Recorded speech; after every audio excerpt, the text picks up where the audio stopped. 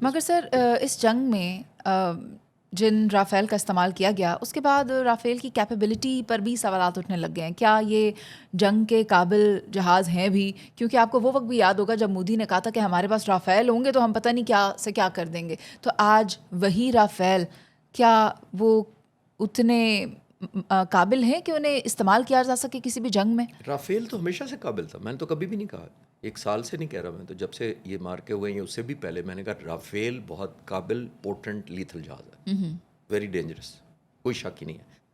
Issue یہ ہے کہ آپ نے انٹیگریٹ کیسے کیا اپنے وار پلان میں. اسٹینڈ لون اگر 11 سپر سٹار کھڑے کر دیں فٹ بال کے اندر میچ کے اندر تو میچ جیتنا شور نہیں ہوتا جب تک وہ نیٹ ورکنگ نہیں کریں گے.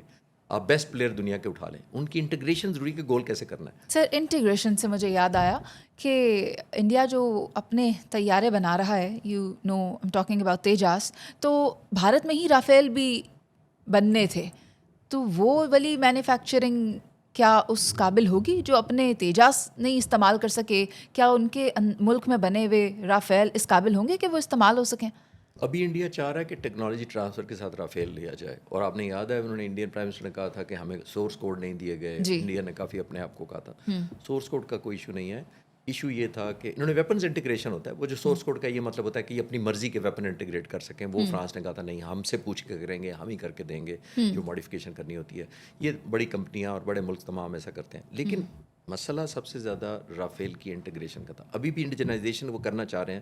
ابھی ایم کا ایک جہاز بنا رہے ہیں، advance medium combat aircraft, India بنانا چاہ رہے ہیں. وہ کہہ رہے ہیں جی 10 سال بعد آئے گا.